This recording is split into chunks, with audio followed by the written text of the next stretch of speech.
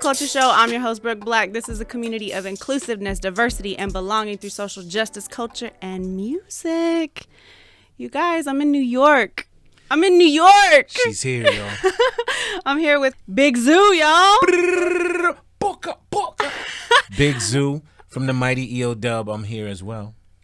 EOW. Let's talk about that for a minute. How did you get involved with EOW? Oh, man. EOW started all the way back in the late 90s. I would share that myself, my brother Nunzio, and two other brothers, Vice Versus and Prolific One. We formed a unit, got with DJ Scram Jones, DJ Joey Ty, and started doing an open mic in the back of a restaurant called Baby Jupiter. Is that here locally? That is in New York. That's in the Lower East Side. So salute to everybody who was around during that era. That was, 99 into 2000, 2001. We then went on to become like the premier underground showcase for hip hop in New York City, and remain that way, I believe, until this day, 21 years now. And along with that, have built connections and support across the globe. So EOW started off as an open mic, and it continues now into a myriad of things. And I'm blessed to have been a founder and now being a continued, board member, if you will. How do you guys manage to keep it every week? Like, how that's consistent? That's a struggle. So I'll share with you that early on, it was cathartic for all of us. You know what I'm saying? If it's this weekly place where we could all go get busy, get, sharpen our skills. And frankly, even early 2001, after 9/11, like the buildings went down, we were still there. Super Bowl Sundays, The Wire on HBO, I missed for years on Sunday night because we did it weekly. But it's been a testament to the fly MCs that come in, right. That really get busy and keep the energy, and a testament to the hard work of the team, my team that we work with to continue moving this on. Weekly thing is a tough thing to pull off, even in the virtual space. Right. We moved into the virtual space during the pandemic, but it just takes a lot of work, yo. Now, y'all have switched it up a little bit, so you're starting to do more showcase-based, is that right? Well, it's always been open mic with showcases, okay, like forever and ever. Right. And what we did do is just go from the live space into the virtual world. So we have an opportunity to showcase a lot of dope MCs. Shout out John Hurd, Jay Hurd. Jay Shout Hurd. out Jay Hurd, because that's how this connection took right. place. Virtually, we met Jay Hurd through one of our virtual events, provided him with a showcase. You saw that showcase. That's right. And now here we are in New York. You heard? The serendipity. I love it. That's a fact. So that's EOW.com. Yeah. Can they tap in? Can they submit? What's the best way to get involved? Let me make it really clear that it's end of the week, as in end of the WEAK. It's end of the week minds, end of the week lyrics, end of the week spirits. So let me be super clear. Throughout the years, we've started to call it EOW as a result of the E, the O, and the W. And you can go to EOW.com. That's EODUB.com. And you can see everything we're doing around the globe. I love it. I catch you guys on Facebook. You guys are doing Facebook Live. Yes. You guys have a YouTube Live. And then can anyone jump on the Zoom call? Oh, or for is sure, it for okay? sure. So if you follow the EOW IG, it's EOW, on IG.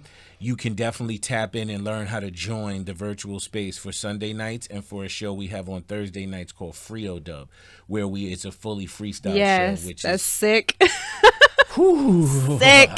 That show is dynamic, yeah. Well, I mean, I made the connection through Jay Hurd, but what really drew me in is your pen. And it's not even your pen, it's your mind. Because I have test anxiety, so freestyling gives me anxiety, right? But you just have a catalog in your brain. I don't even know. You know what? I don't either. I'll share that freestyling is interesting. If you tune into the show, you'll catch me sometimes when different people join. And we're blessed to have people join. We got people from Australia, people from Quebec, people from London, all join the space. And what's powerful is I ask them too, like, what is important about freestyling for you? You know, for many people, it's like a parlor trick. It's something you can pull out and just do for fun sometimes. Yeah. I think for me, it's a passion. It is, frankly, it sounds ethereal, right? But I feel like sometimes when I hit this certain space, it's not even coming from me. It's like coming through me. You know what I mean? Like there are lines that I'm not even thinking about that just come to me. And it's something like otherworldly. So it means something to me in a real like hip hop spiritual way almost. But to other people, it's a way to practice. It's a way to, be able to be at any event. I know that's how it worked for us. Years and years, we would host the Rocksteady Crew anniversary here in New York. I think we did it for maybe 12, 14 years. But being in front of a crowd like that where there's like the 80-year-old grandmother in a wheelchair and there's the 4-year-old nephew in the front row and there's every age in between. Sometimes you can't pull out that murder bar. Like it's not vocabulary is important. It's not going to suit the environment sometimes. So freestyling in that atmosphere was dynamic for us because to be able to be like, yo, shout out to the lady in the wheelchair, it's a unique experience. It kind of brings us all to the table together. And the last thing, as I continue to pontificate about freestyling, the last thing I'll say about it is we often have so much angst about the past. We often have so much trepidation about the future. I recognize the power of dwelling in the now, like the right now. That. And there's nothing more now than a freestyle off the top of your head rhyme. You know what I mean? So I connect to it on many levels. That show is called FREESTYLE, and it takes place on Thursday nights in the EO Zoom virtual space. So let's be very specific because you see these artists jump on, I'm not going to drop names, but they'll jump on a radio show or a podcast or whatever, and they do a freestyle. Yeah. Those are pre-writtens that are in a freestyle form. Correct. But we're talking off the top freestyle. That's a fact. And as any MC, I don't dismiss those MCs because I joke with my team. I call them Ronin verses, and a Ronin is a samurai with no master. So in essence, it's a verse I have in the tuck that is not for any song. It's not for anything. It's just a verse I have like tucked back. If I jump on the radio, I might spit one of those too. It's become the media that kind of started calling that freestyle. So they're like, say a freestyle. But when we say freestyle on FREESTYLE, we literally mean off the top. Right. Running. Improv, basically. Improv. Yo, the KRS One, that was epic. I could see the concern. Well, he wasn't concerned, but like he's like, yo, I just got murdered on the stage right here, and it's epic. How do they check in on that? Because that is all right. So let me first give the flowers and tell everybody that KRS is like in my DNA. The teacher. Yes. I mean, I'm literally in real life an educator. I've been a teacher, a dean, a school principal. Now I'm an education consultant. So that resonates with me on many levels. But in real life, like I was babysitting for my niece years ago in the Bronx. I got money to go to the record store. I went to the record store flipping through the records. First record I got was Criminal Minded by KRS. So I'm setting just the tone of this event, like how dope it looks, but how much it means to me and my spirit. So as we build EOW is growing. We've had many superstars, come to EOW.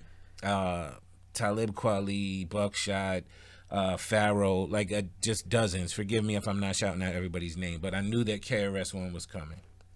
So we make the deal. KRS is coming to perform. He's on stage. We greet him. He's gracious, loving the spot, loving the energy, and he bodies shit. He bodies his set. Amazing. And then he's so gracious that he's like, he wants us to rhyme with him.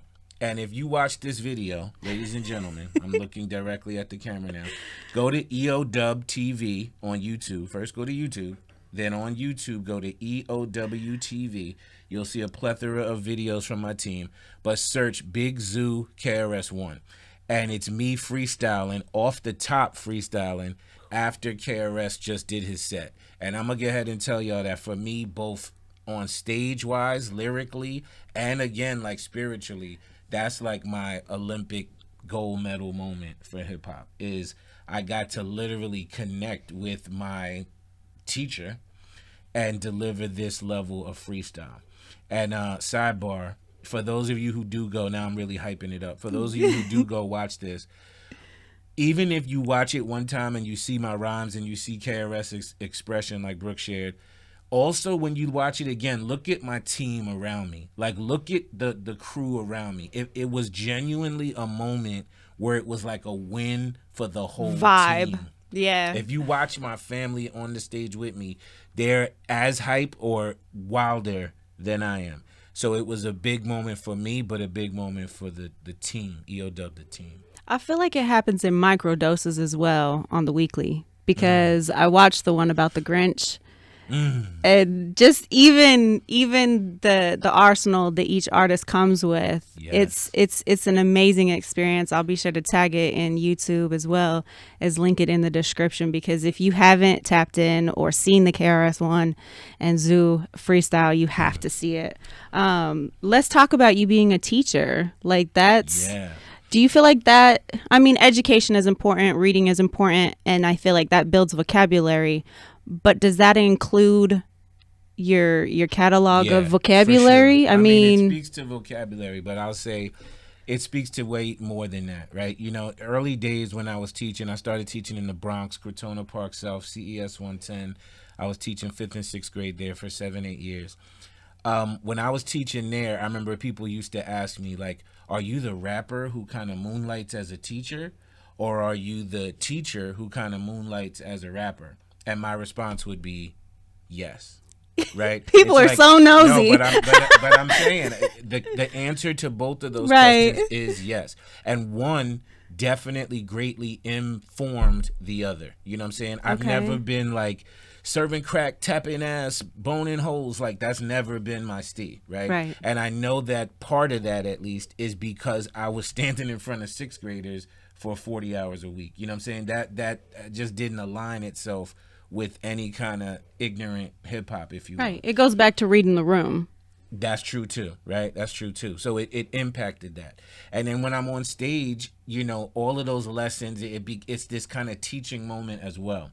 I was always told early, like, if you have the mic and you want to, like, the whole world is listening and they hand you the mic, what do you want to say, right? Like, if everybody could hear you. And that's how I view my bars. You know, that's how I view my music. It's like, if I got everybody listening, I don't want to say something empty or vapid or the, you know, wasteful. I want to say something impactful.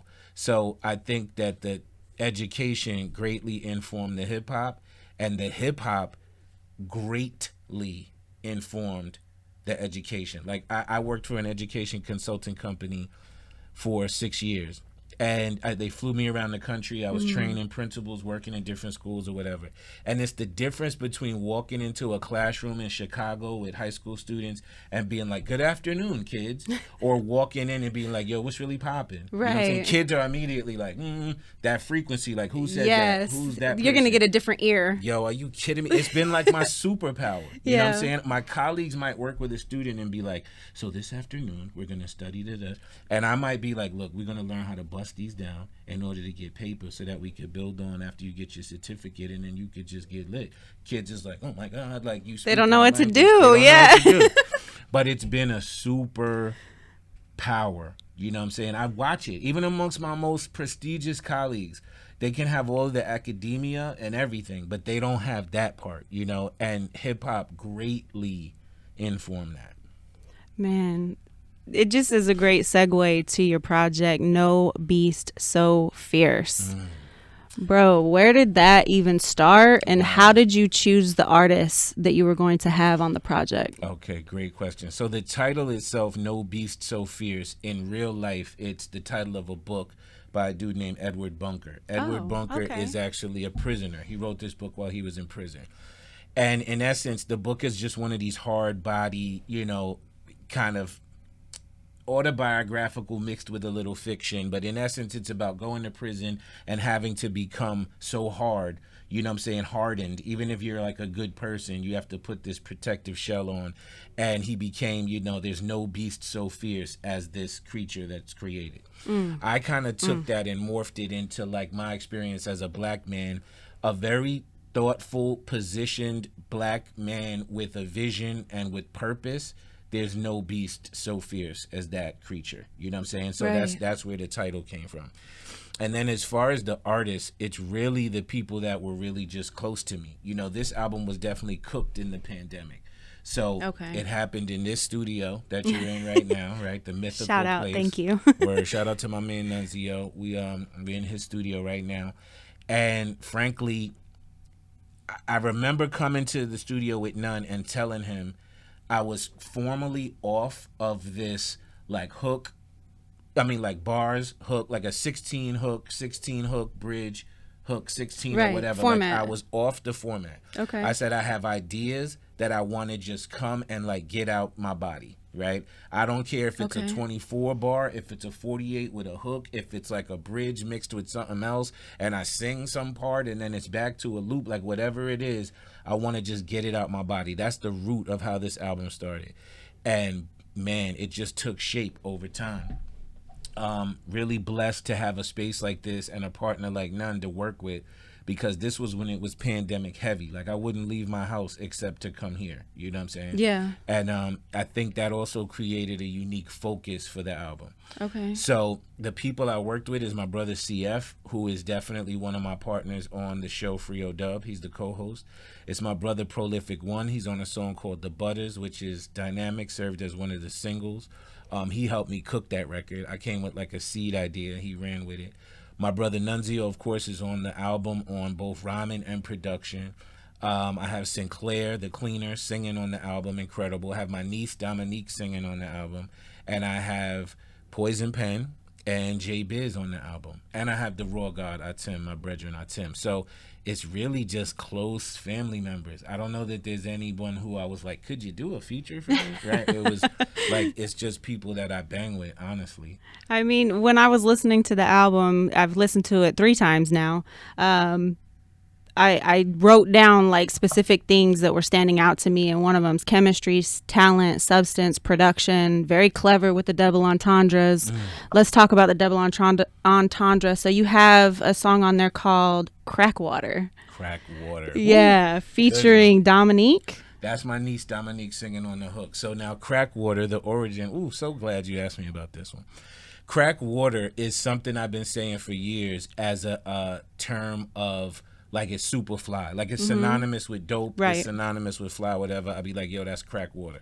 And when I really boil it down, if you will, it's from a photo of Raekwon the Chef in the inside cover of his Only Built for Cuban Links album.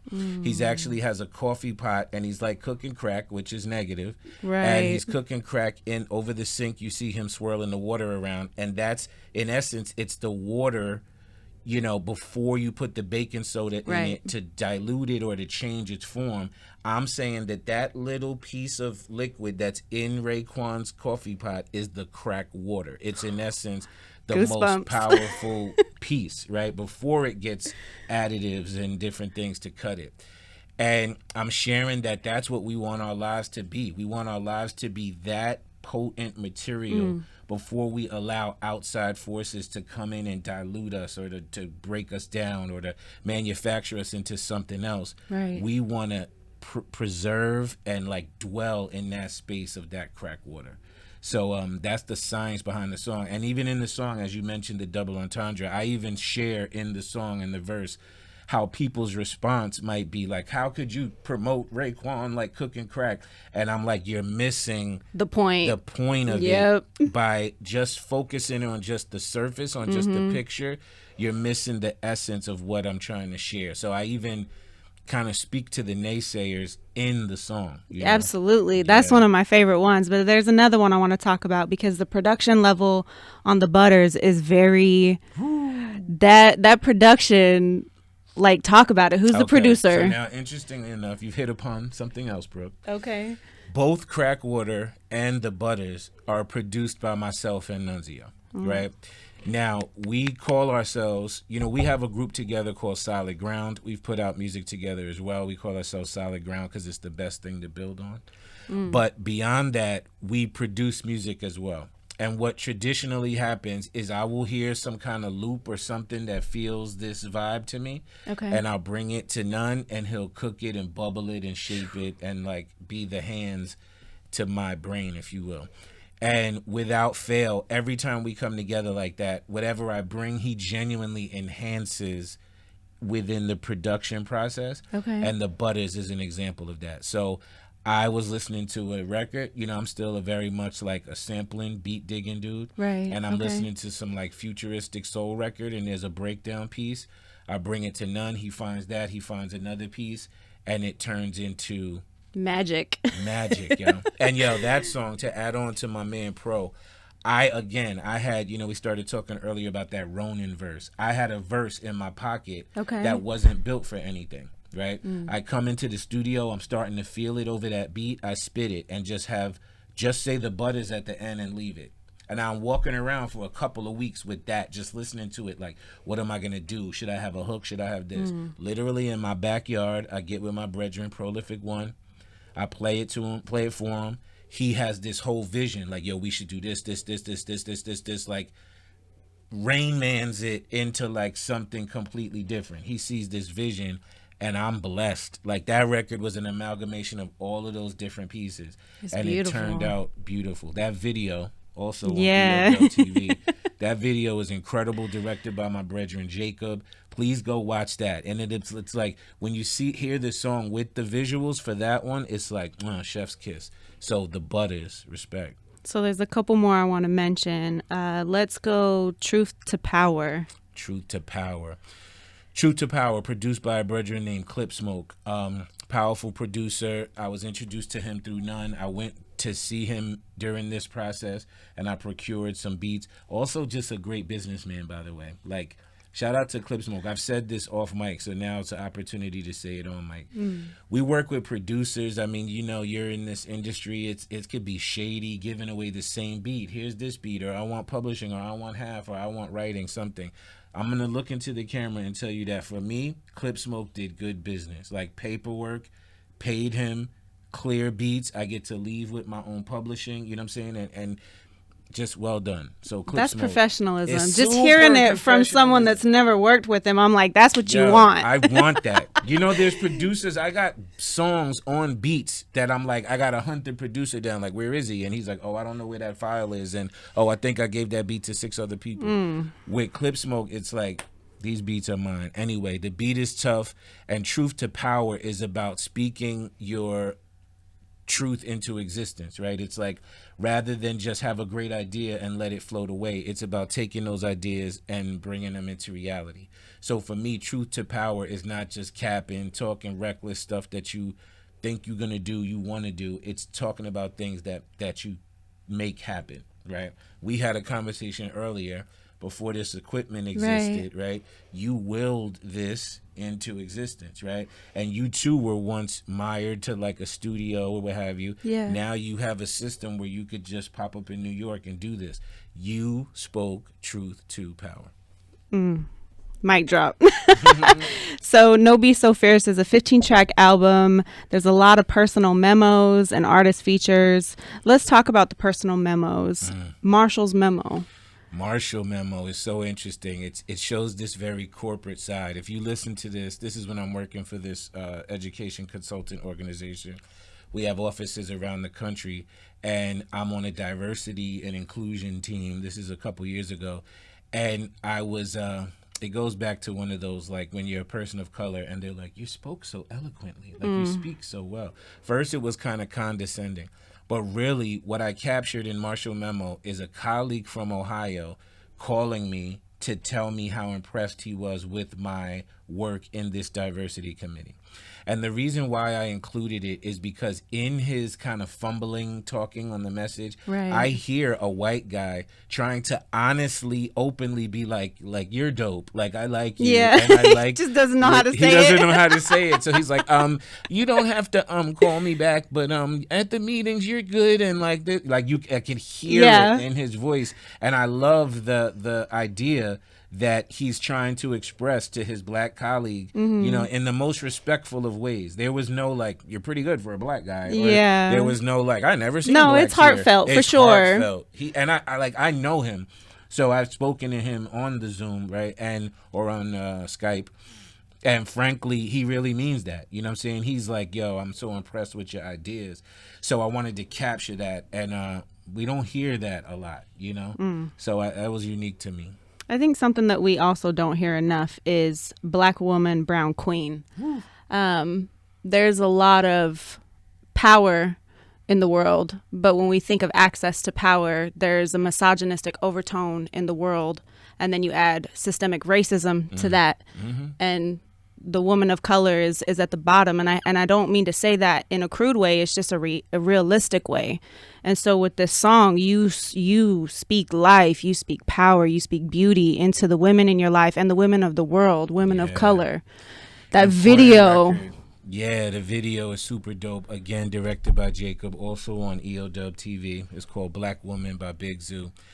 And, you know, it doesn't even sound like I'm saying it loud enough when I say like black women have designed my life, right? Like mom and big sister, and I have 3 elder sisters, and I have aunts, and I have a wife, and I have 2 daughters, and my mentors in education, my first really thoughtful principal, my first real mentor when I was a principal, all black women. Right. So I owe a personal tribute to them, you know. But you also pull women of the world in as well, women that I've never even heard of. I had to go Google a couple of them, and I'm like, that's the problem. We need to speak about those women more. Good. Well, I'm glad. I too chose, rather than, you know, it was designed to be like, here I'm dedicating to the women that are close to me, like my wife and daughters.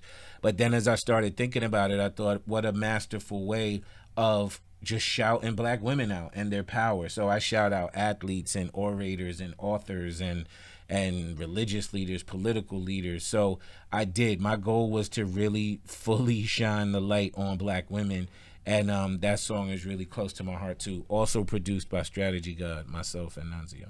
Who is the audio clip of the woman in there? That's my mom. That's your. I was listening to your mom's memo, and I was like, it sounds a lot like his mom. That's my mom. That's her. Beautiful. She's talking to me about my wife having brought soup over for her and my father. Just a unique moment. Yeah. Such a beautiful track.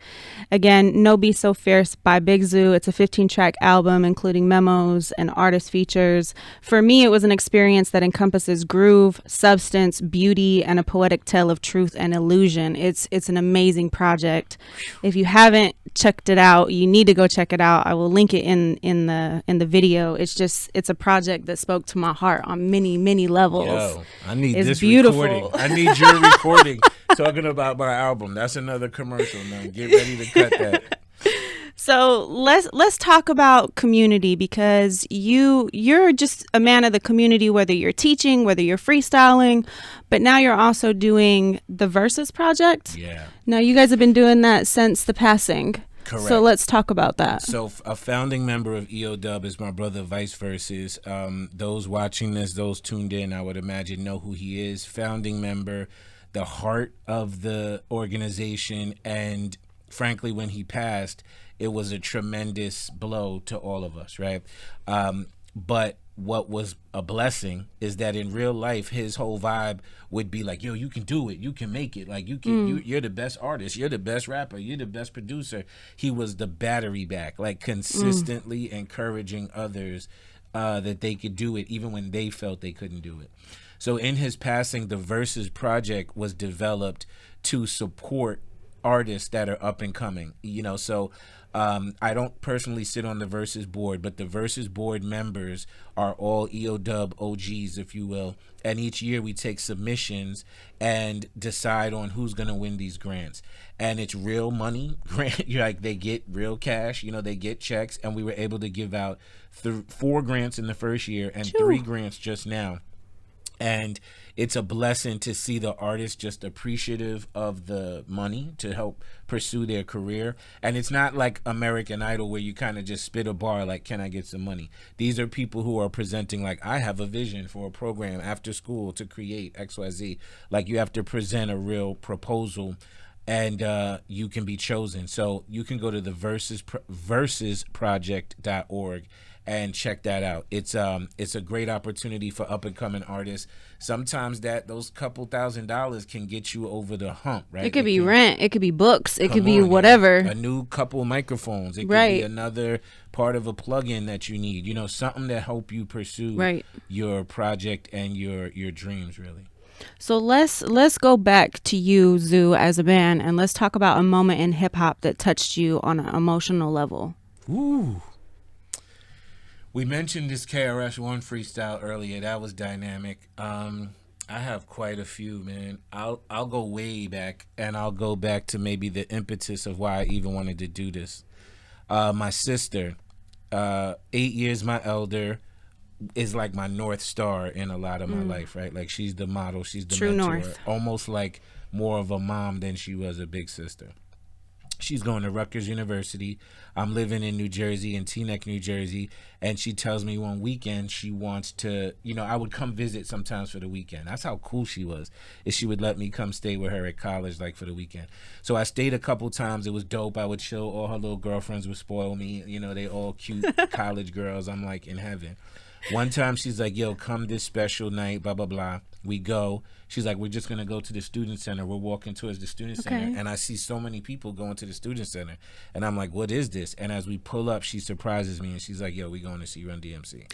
And I was like, dun, dun. Whoa. You talk about changed my life, yo.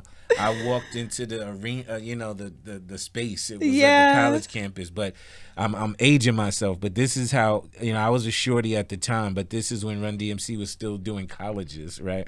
And yo, I think from right there, I was like, that's it. I got to rap. Like, forever and ever, like, hip hop was embedded in me. So their performance, the music itself, at the time, Run DMC was unique too because they were wearing what you would call like street clothes. Right. So I would be like, damn, they look like me. They wasn't dressed like Grandmaster Flash and all these other dudes. Anyway, pivotal experience seeing Run DMC, Rutgers Student Center, circa whatever year that was. And that was super dope. That would be something that I get goosebumps just hearing. Oh, man. There's so many dope show experiences that we have. Me and Nunn, we talk about it often. He and I have seen hundreds of dope shows, yo. So salute to all the fly hip hop performers out there. So speaking of the past, if you could go back to any chapter or decade or day in your life, what day would you go back to or era, and what would you do? Man, there's a couple, right? And you're making me think of moments now. So I'll just tell you 2 like exciting moments. One of them was, again, I'm a teenager. We don't have cars yet. We don't have driver's licenses. We're taking the bus to go to New York from New Jersey, and we go by my man Shango's crib. And Shango had on the radio recorded like "Shame on a Nigga" by Wu-Tang and like Bring the Ruckus or something. Like, it was definitely 2 records. And I remember we took the bus ride to New York. This is when we had Walkmans, yo. So again, and we actually were trading the Walkman, listening to the Wu-Tang. Exactly. Listening to those 2 songs back to back. And it's like, yo, here, you get to listen for those 2 songs, then pass it to the next man. Get 2 songs. Every once in a while, you catch a brother listening too long. You like, fam, you you rewound it. Yo, but super excited about hip hop. Just blown away by the lyricism, the karate flick samples, and the beats was insane. And another time that I remember being that excited about hip hop, This is around the time of Nas Illmatic album, right? And at the time, we'd only heard like a couple of singles, but those songs were like leaking on the streets, and people were. I joke now, but I said we were searching for Nas records like pieces of the Holy Grail. You know what I'm saying? Like if somebody would be like, "Yo, I got a new Nas record," it was like having like a diamond necklace, or it was like having a ill experience. It was like you had a powerful, you was like Thanos with his rings. You had another Infinity Stone. And my man Mike Smith, shout out to Mike Smith, your man called me and was like, "Yo, I got this new Nas record," and I'm like, "Do you?" Because I heard halftime. I heard it ain't hard to tell. Like, don't try to front like you got a new Nas record. He's like, nah. I just been listening to it. Yo, he comes and picks me up. I get in the car. Whose world is this? The world is yours. I think we drove around for like 2 hours listening to that one song, just like unpacking it, unraveling it. I remember being so amazed, like this beat, these rhymes, like this is incredible. So those are two moments that were pivotal in like me falling in love with hip hop. So those are moments I miss. I miss those moments when an album would drop or a single would come out or an A side, B side. Like I miss those moments. It's true. There's this, and at the risk of sounding like the old guy on the bench, right? It's like I remember when it would be a Tuesday. Music used to come out on Tuesdays. I remember when you physically had to go get the music, and I remember standing at the record store, and there would be like 2-3 choices I could choose from. Right, I could buy like EPMD album or like Special Ed right. album. But now any Thursday night, because music comes out on Friday now, you turn on your phone and there's 400 albums just dropped, or like 100, let's say. And it's sometimes hard to sift through it, right? You also sometimes don't have that sense of discovery like you once had with the music. And it maybe is not as special. Like I remember having songs and being like, "Ooh, nobody has this," or people around my way haven't heard this yet. And that's gone. Like everybody's heard it all, And there's a sense of discovery that I feel sometimes we miss too. There's dope artists out there though, Absolutely. so I don't want to discourage people. No, there's dope music. Because I come across dope music all the time, but it's a different experience. Shout out to Southwest Alliance. Make sure y'all tap in on Southwest Alliance because we break records every Tuesday, but that's a sidebar. Hey. We've talked a lot. You've got such knowledge, expertise, experience, all that. Do you have any advice for anyone in the game, whether they're trying to freestyle or put a project together? That's a great one. The classic advice is to stick to your guns, be as creative as you want to be. Don't allow outside forces to influence what you're doing. I do agree sometimes you can meet the market in the middle, if you will. It's part of the reason why my album is shorter, is because in the Cuban Links era, there's albums with 18 songs and each song is like 5 minutes long. Right. It's a lot to get through now for people with an attention span sometimes that's shorter. Mine is the 15 tracks in 35 minutes. I wanted to be brief. I wanted to capture an idea and move on. But my advice would still be, don't allow anyone to interfere with your creative desires, if you will. But I will say one thing for those artists out here that I'm really tired. I don't know how to say this any differently, but I'm really tired of artists who are like, "Yo, I've been in a contract where I got raped in my contract, and I don't have my publishing, and I don't have my masters, and I don't own anything. And I signed the contract in 2006, and I haven't recouped anything from my money. I haven't," you know what I mean? I'm not dissing those people, but I'm saying there's enough examples out there for you now to recognize you have to really do the knowledge to your business. Don't be a victim to just because other people have signed the horrific record deal. Like, don't continue that procedure, if you will. Like, break that chain. Absolutely. How many artists do we hear, man? There's one like every week who's like, I just heard YG, who said he signed his contract like in 2009 and hasn't gotten a dime from anything, right? So God bless him. You're young, you're hungry, you're looking at a couple of 100,000, you sign your life away, really.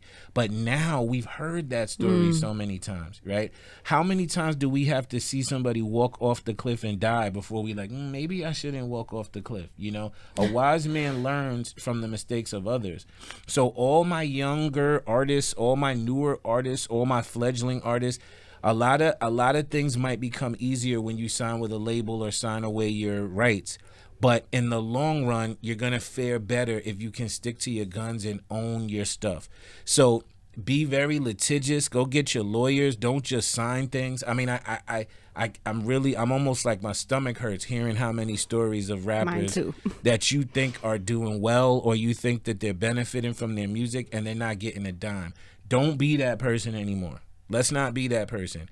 And all of my OGs, let's support our younger artists in learning how to do it where they don't have to be that person. They don't have to fall for just what we fell for in the past. Like, that would be my advice. Let's stop being that person.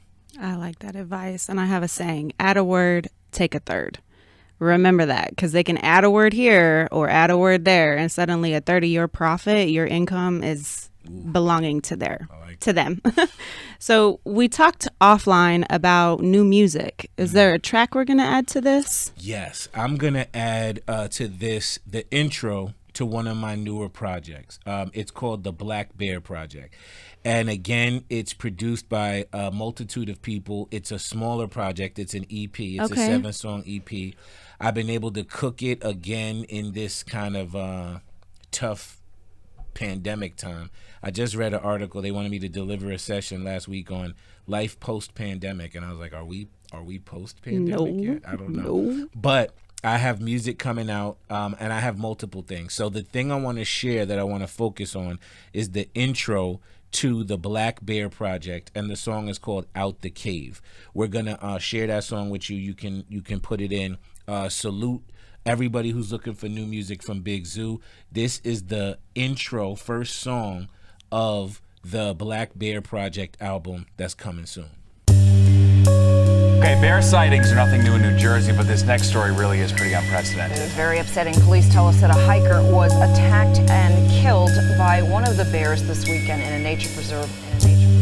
This is a preserve where the hikers spotted the bear. Now, bear sightings are actually fairly common in this area. What is extremely rare is to have a bear actually go and attack a human being. Head still saying cats don't spit no more. Like honest to God bar smiths just ain't lit no more. Like all rap legends are dead, we ain't gon' get no more. So I move with purpose so y'all don't talk that no more. Some of us are guided by God, and some Gotties who joined the army of the dead like they souls left their body. Some plot and strategize to develop a conscious party, then organize to make Earth better for everybody. The innocent fingerprints that were left on the shoddy symbolizes the evil that's inside of us all, probably. That's when civility wages civil war with the savage. Is it your route to help your people out or take advantage? That's the moral compass, that's the conscience inside riding us. The analogy of those two bears living inside of us. One love and empathy, the other envy and greed. And the bear that truly prospers is the bear that you feed. Hikers told police that the bear began following them while they were hiking in the Apshawa Preserve. The men ran in different directions and called 911.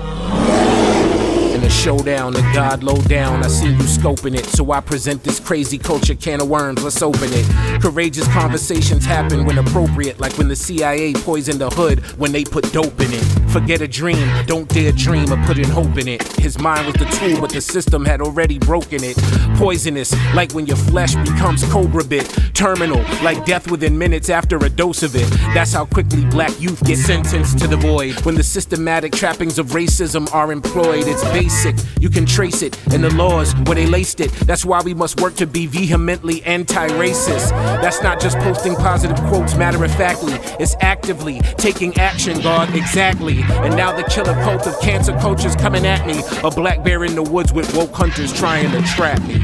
A scenic Sunday afternoon ended in horror when 5 hikers crossed paths with a 300-pound black bear. For the first time in New Jersey state history, a black bear has killed a human. Wildlife officials say the only food the victim had on him was a granola bar. Yo, I'm excited for all the projects you got going on. Can I share just a little more for the future? Yes. Let me share that I'm working on a project with my brother called Prolific One. It's called Gods of the Basement. Super tough, hard record. I'm working on another project with my brother Nunzio. It's the new Solid Ground album. It's called Blood Brothers. Super powerful music. And I have another EP like in my pocket. You know, I was really blessed during the pandemic time. I was able to be really creative, and I had a partner, Nunn, who's a producer and an engineer. So it was like a magnificent time. So I was able to be really productive, if you will. So we got a lot of music on the horizon, and I'm really blessed and looking forward to everybody to hear it. I'm excited too, because every time something new comes out, I'm like, yo, something new in my earphones. Is there anything that we left out or anything you want to add? I don't think so. I want to, again, formally salute my whole team, EOW. That's end of the week. I want to salute all of the chapters around the globe. I want to salute the New York City team specifically. We just did a big partnership last year with DIESEL Fragrances, which lent us to have a big event in New York City on December 13th of 21. Yo, I jumped on that. Ooh. That was fun. That was the one. That was beautiful. Woo. What a great way to come back out into the world. And salute to all of the team members that have been working hard to make the virtual space continue to happen, to make the online show, you know, really powerful, and to make the outside live shows continue popping with that last performance in New York City and the MC Challenge champion, who is Osiris Anthem. So salute to everybody involved, and salute to EOW across the planet. Yo, every guest I ask this question. If you were me and you were asking the questions, what question have I not asked that you would ask yourself? I would say, Zoo, how did you get to be so dope at this period in your life? Nah, jokes. He's not lying, though. I might, that might be it. I might say something about just this space, right? And this podcast space. Okay. And I'll share that, you know, maybe a question I would ask myself is, how does Brooke develop an atmosphere where you feel comfortable sharing in this space? And I would say, yo, Brooke approached me really professionally, really respectfully, thoughtfully. She definitely had hip-hop knowledge, and she has a interesting background that lends itself to being in this space. She's kind of brave with her ability to move around and come to New York and do these things, and that's why I felt so comfortable in this podcast. So that's the question I would ask myself. Thank you. You're welcome. You guys, it's been a great show. If you missed anything, rewind it back. Lots of good conversations to be had, information to have, and music. Just to recap, No Be So Fierce is now available. Make sure you guys go cop that album, play it again and again and again. I know I did. I loved it. If you are new to the podcast and you have a topic that you want to talk about, we do take topic suggestions. Email me, morningcupofculture@gmail.com. This is a community that we don't say goodbye. We build communities and make music.